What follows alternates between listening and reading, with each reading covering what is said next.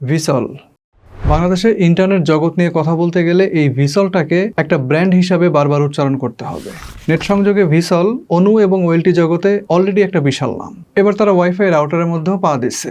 প্রথমে ভাবছিলাম যে এই মার্কেটটা এতটা স্ক্যাটেড, অলরেডি যে ব্র্যান্ডগুলো মার্কেটে আসছে তাদের কামড়িতেই বাঁচি না, নতুন করে আরেকটা ব্র্যান্ড সেখানে অ্যাড হইল, পিছলা টিসলা না খায় আবার।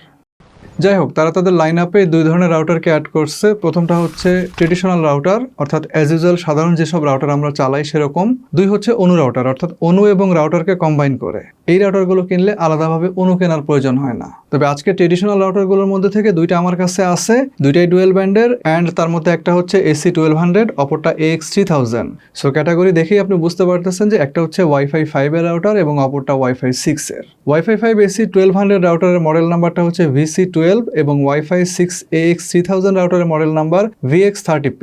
সো দাম অনুসারে এই দুইটা রাউটারের যে পোটেনশিয়াল এবং মার্কেটে এক্সিস্টিং যেসব রাউটার আছে সেগুলোর কম্পারিজনে এই দুইটার অবস্থান আসলে কোথায়, এদের কোয়ালিটি সম্পর্কে বোঝার চেষ্টা করব আজকের ভিডিওতে।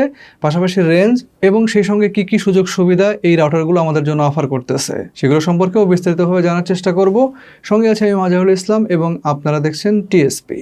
তো ভিডিওর শুরুতেই একটা অ্যানাউন্সমেন্ট দেই, সেটা হচ্ছে 2026 বিশ্বকাপ উপলক্ষে এই দুইটা রাউটার যদি কেউ পারচেস করেন তাহলে এদের প্রত্যেকটার সঙ্গে একটা করে ওয়াটার বটল ফ্রি থাকতেছে। VC12 এর সঙ্গে থাকতেছে প্লাস্টিকের এই বটলটা, আর VX30P-র সঙ্গে যেটা আছে এটা মেটালের। এখন বলতে পারেন যে ভাই বিশ্বকাপের সাথে বোতলের সম্পর্ক কি? সম্পর্ক আছে। সম্পর্ক হচ্ছে আপনি আপনার ফেভারিট দলের খেলা দেখবেন না, খেলা দেখতে দেখতে যখন গলা শুকায় যাবে এই বোতলে পানি খাবেন আর কি। যাই হোক, এখানে আরেকটা বিষয় আছে, সেটা হচ্ছে এই দুইটা রাউটারের এমআরপি। VC12 এর দাম হচ্ছে 2250 টাকা আর VX30P এর দাম হচ্ছে 4100 টাকা। আমি স্ক্রিনে একটা কুপন কোড দিয়ে দিচ্ছি, আপনারা পারচেস করার সময় সেই কুপন কোডটা অ্যাপ্লাই করলে 50 টাকা করে ডিসকাউন্ট পাবেন। আর পানির বোতল তো ফ্রি আছেই। পারচেস লিঙ্কগুলো ডেসক্রিপশন বক্সে দেওয়া আছে। আর বক্স খুলে রাউটার থাকতেছে পাওয়ার অ্যাডাপ্টার।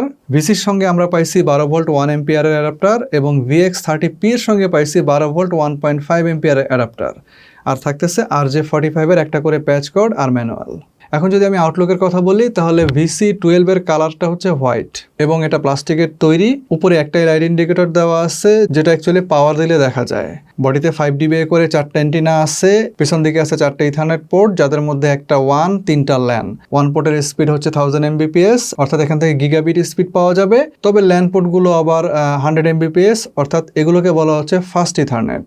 সো আপনি আইএসপি থেকে যে লাইনটা নেবেন ওইটা গিগাবিট কানেক্টিভিটিতে থাকবে, আর রাউটার থেকে ডিভাইসে যে কানেকশনটা নেবেন, কেবল কানেকশনটা, ওইখানে আপনি ফাস্ট ইথারনেটের কানেকশন পাবেন, অর্থাৎ 100 Mbps। বাটন আছে একটাই, WPS এবং রিসেট দুইটা কাজই এক বাটনে করা যাবে। আর রাউটারের নিচের দিকে আছে ব্রিদিং ভেন্ট সহ ওয়াল মাউন্টের ব্যবস্থা। আর VX30P যেটা, এটার বিল্ডিং ম্যাটেরিয়ালও প্লাস্টিক, তবে এটার কালার হচ্ছে ব্ল্যাক। আর এখানে লাইট ইন্ডিকেটর দেওয়া আছে ওই আগের মতো একটাই, বডির সামনের দিকে 3টা এবং পেছন দিকে 2টা, মোট 5টা 5 dBi এন্টিনা দেওয়া আছে। VC12 এর এন্টিনাগুলো কম্পারেটিভলি একটু গোলাকার ছিল, এইখানে কিন্তু সম্পূর্ণ চ্যাপ্টা। অ্যান্ড এই এন্টিনাগুলোকে আপনি এভাবে খাড়া করে রাখতে পারবেন অথবা বডির উপরে এভাবে শুয়ে রাখা যাবে। পেছন দিকে 4টা ইথারনেট পোর্ট দেওয়া আছে। সো পোর্টের সংখ্যা আগেরটার মতোই, যাদের মধ্যে একটা 1 এবং 3টা ল্যান। তবে এইবারের কিন্তু 1 পোর্ট এবং ল্যান পোর্ট সবগুলোই গিগাবিট, অর্থাৎ 1000 Mbps এর। সো হাইস্পিড যে কানেক্টিভিটি VX30P-র বেলায় এটা আপনি 1000 Mbps পাচ্ছেন, এবং রাউটার থেকে যে ল্যান কানেকশন যাবে যে কোনো ডিভাইসে সেখানেও আপনি 1000 Mbps এর কানেক্টিভিটি পাচ্ছেন। আর বাটনের ক্ষেত্রে এখানে কিন্তু আবার আলাদা আলাদা বাটন ব্যবহার করা হয়েছে, WPS এর জন্য আলাদা এবং রিসেটের জন্য আলাদা। আর রাউটারের নিচে অ্যাজ ইউজুয়াল ব্রিদিং ভেন্ট সহ ওয়াল মাউন্টের ব্যবস্থা আগেরটার মতোই দেওয়া আছে। এবার আমরা এই দুইটা রাউটারের ওয়াইফাই স্পেক্স সম্পর্কে জানবো, এবং এখানে একটা মিল আছে, সেটা হচ্ছে দুইটাই হচ্ছে আপনার ডুয়েল ব্যান্ডের রাউটার। সো দুইটাতে আমরা দুইটা করে ফ্রিকোয়েন্সি পাবো, একটা হচ্ছে 2.4 GHz এবং আরেকটা হচ্ছে 5 GHz এর। বাট এদের ফ্রিকোয়েন্সির কার্যপ্রণালী, কার্যকারিতা এবং সুযোগ সুবিধার মধ্যে বেশ কিছু পার্থক্য আছে। মূলত এই কারণেই এটা হচ্ছে ওয়াইফাই 5 এর রাউটার এবং এটা হচ্ছে ওয়াইফাই 6 এর রাউটার। যেহেতু VC12 হচ্ছে AC1200 রাউটার, সো এর ফ্রিকোয়েন্সির মধ্যে যে দুইটা ব্যান্ডউইথ আছে তার পরিমাণ হচ্ছে টোটাল 1200 Mbps বা তার কাছাকাছি। আর VX30P যেহেতু AX3000 রাউটার, সুতরাং এর ফ্রিকোয়েন্সিতে যে ব্যান্ডউইথ আছে তার টোটাল পরিমাণ প্রায় 3000 Mbps এর মতো। এখন আমি যদি একদম এক্স্যাক্টলি বলি তাহলে VC12 এ আছে 2.4 GHz এ 300 Mbps এবং 5 GHz এ আছে 867 Mbps। আর VX30P তে 2.4 GHz এ আছে 574 Mbps এবং 5 GHz এ আছে 2402 Mbps। সো বুঝতেই পারতেছেন যে রাউটার দুইটার যে ব্যান্ডউইথ তার মধ্যে কিন্তু হিউজ পার্থক্য। স্পেশালি 5 GHz এর যে পার্থক্যটা, এটা দেখেন, এটা আপনার চোখে লাগবে। এখন এই তো গেল যে ব্যান্ডউইথের যে সাইজ সেই পার্থক্য, বাট ইফেক্টিভলি কে কতটা ব্যান্ডউইথকে কাজে লাগাইতে পারবে সেখানেও পার্থক্য আছে। অ্যান্ড এখানে হচ্ছে রাউটার দুটার মধ্যে ওয়াইফাই জেনারেশনগত যে পার্থক্য আছে ওই জিনিসটা চলে আসবে। As a wifi 5 router VC12 এর কাছ থেকে আমরা অপেক্ষাকৃত সিম্পলিফাই করা ফ্রিকোয়েন্সি এবং অ্যাক্টিভিটি দেখতে পাবো, লাইক বাজারে অন্যান্য যেসব ডুয়েল ব্যান্ডের রাউটার আছে AC1200 এর সেগুলোর মতোই।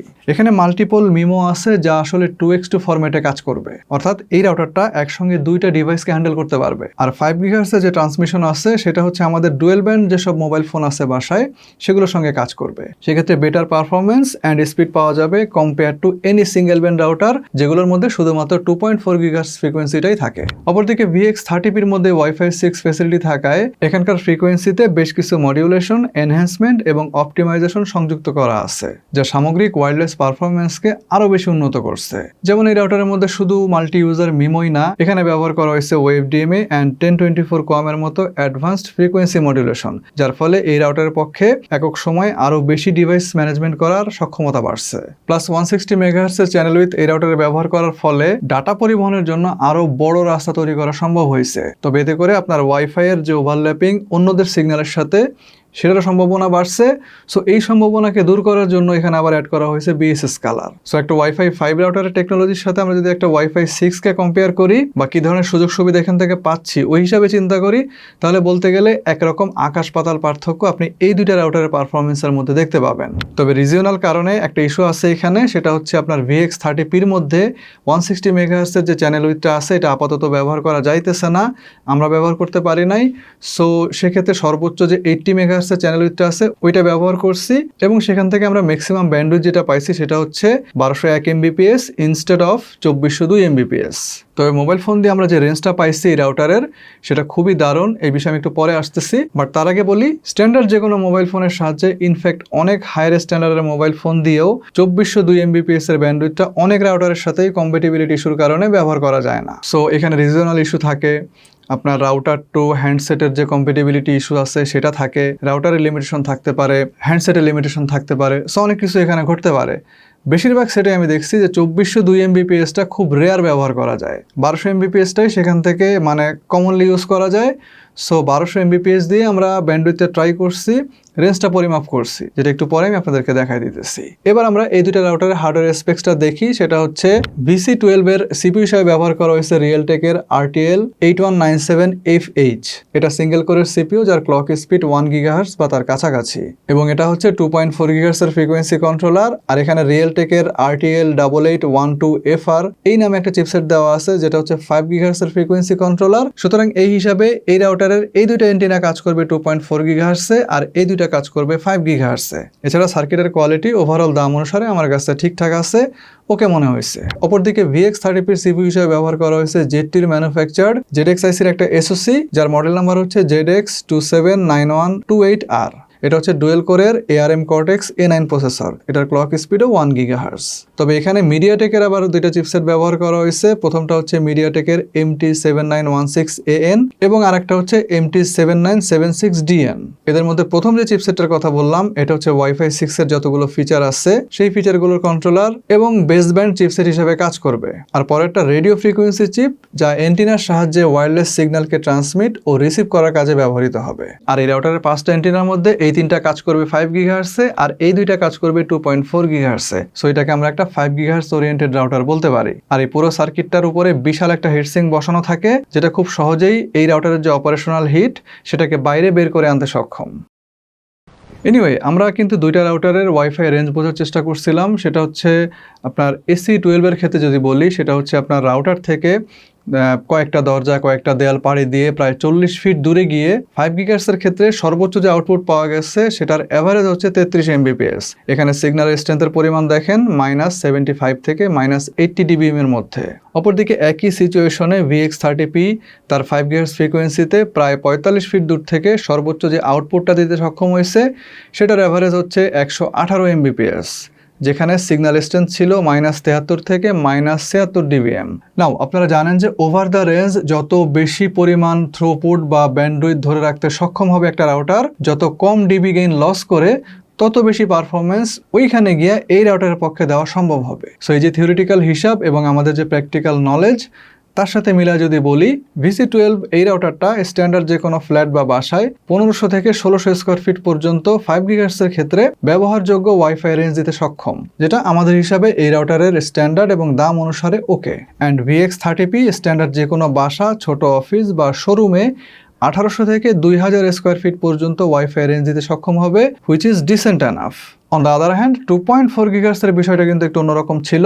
VC12 রাউটারটার ক্ষেত্রে 40 ফিট দূর থেকে সর্বোচ্চ যে আউটপুট পাইছি আমরা, সেটার পরিমাণ ছিল অ্যাভারেজে মাত্র 6 Mbps, যেখানে সিগন্যাল স্ট্রেংথ ছিল -54 dBm থেকে -56 dBm এর মধ্যে। আমাদের হিসাবে অপারেশনাল রেঞ্জ 2.4 GHz এর জন্য 1500 থেকে 1600 স্কোয়ার ফিটের মধ্যেই থাকবে, এর বেশি আপনি যাইতে পারবেন না। আর একই ফ্রিকোয়েন্সি অর্থাৎ 2.4 GHz ফ্রিকোয়েন্সিতে VX30P প্রায় 40 ফিট দূর থেকে যে আউটপুট দিতে সক্ষম হয়েছে সেটার অ্যাভারেজ করলে দাঁড়াবে 15 Mbps, যেটা আগেরটার থেকে একটু বেটার। এখানে সিগন্যাল স্ট্রেংথের পরিমাণ ছিল -48 থেকে -55 dBm এর মধ্যে।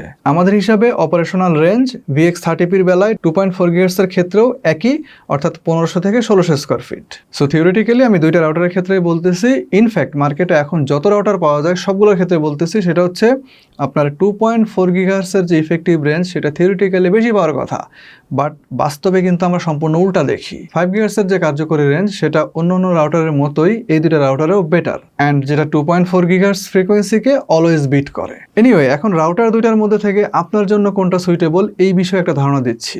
VC12 যেটা, এটা আপনি সাধারণ বাসা বাড়িতে ব্যবহার করতে পারবেন, দোকানে টোকানে যদি ব্যবহার করেন তাও চলবে, কোনো সমস্যা নাই। আবার যদি সিসি ক্যামেরায় ব্যবহার করতে চান সেটাও পারবেন, এখান থেকে কেবল কানেকশনও করতে পারবেন, ওয়াইফাই দিয়েও চালাতে পারবেন। যদি কেবল কানেকশন করেন সেক্ষেত্রে 100 Mbps এর ব্যান্ডউইথ পাবেন, আর যদি ওয়াইফাই দিয়ে চালান তাহলে যদি আপনার আইওটি ডিভাইসটা অর্থাৎ আপনার যে সিসি ক্যামেরা আছে, আইপি ক্যামেরা আছে, যদি 5 GHz থাকে তাহলে 5 GHz ইউজ করতে পারবেন, 2.4 GHz থাকলে 2.4 GHz ইউজ করতে পারবেন উইদিন দ্য রেঞ্জ।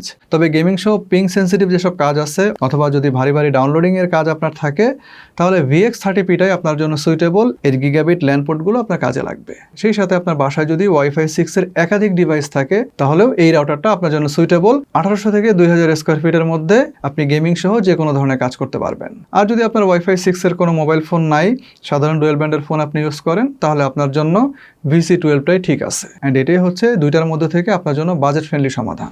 এই দুইটা রাউটারের ফার্মওয়্যার কিন্তু দেখতে অলমোস্ট একই রকম। এজ ইউজুয়াল রাউটারের মধ্যে যতগুলো এসেনশিয়াল সেটিংস থাকে তার সবগুলোই প্রায় এখানে আছে। লাইক ধরেন যে বেসিক কনফিগারেশনের settings, security settings, IP filter, MAC filter, reboot schedule, speed এবং নেটওয়ার্ক টেস্টের জন্য কয়েকটা টুলসও এখানে দেওয়া আছে। এবং এই দুইটা রাউটারের মধ্যে কিন্তু মেশ ফিচারও আছে। সো একটা ইউনিট দিয়ে যদি আপনার কমপ্লিট না হয় কাভারেজ, তাহলে আপনি চাইলে একাধিক ইউনিট ব্যবহার করতে পারবেন, তবে সেটা ভিসলের হইতে হবে এবং সেটা এরকম কোনো মডেলের ভিতর থেকে হতে হবে। আর এই রাউটার দুইটাকে আমরা যেন মোবাইল ফোন দিয়ে ব্যবহার করতে পারি তার জন্য ভিসলের নিজস্ব অ্যাপ আছে। এই অ্যাপের নাম হচ্ছে VST, যেটা গুগল প্লে স্টোর থেকে ইনস্টল করে নিতে হবে। এর মাধ্যমে এই রাউটারের যত সেটিংস আছে সেগুলো খুব সহজেই আমরা মোবাইল ফোনের সাহায্যে করতে পারবো। ডিভাইসগুলো বাংলাদেশে ডিস্ট্রিবিউশন করতেছে বা ভিসলের এই ধরনের আরো যেসব ডিভাইস আছে অনুসহ সেগুলো বাংলাদেশে ডিস্ট্রিবিউশন করতেছে রাসা টেকনোলজি। আপনারা যদি তাদের ওয়েবসাইটে যান সেখানে এই ডিভাইস দুইটার অবস্থানের পাশাপাশি আরো অনেক ধরনের ডিভাইস দেখতে পাবেন। এখানে অনু আছে, ওয়েলটি মেশিন আছে, অনু রাউটার আছে বা সাধারণ যেসব রাউটার আছে সেগুলো আছে। এবং এই যে দুইটা রাউটার এখানে কিন্তু দেখেন 1 বছরের ওয়ারেন্টি সহ দাম দেওয়া আছে। VC12 এর জন্য 2250 টাকা এবং VX30P এর জন্য দেওয়া আছে 4100 টাকা। So according to your needs আপনি চাইলে এই দুইটার মধ্যে থেকে একটাকে পছন্দ করতে পারেন। আজকের ভিডিও এই পর্যন্তই। যদি ভিডিও ভালো লাগে অবশ্যই ভিডিওতে লাইক দেন, চ্যানেলটাকে সাবস্ক্রাইব করে রাখেন। খুব শীঘ্রই আসবো নতুন কোনো ভিডিও নিয়ে, নতুন কোনো রিভিউ নিয়ে। সে পর্যন্ত সবাই ভালো থাকেন এবং সুস্থ থাকেন। আল্লাহ হাফেজ।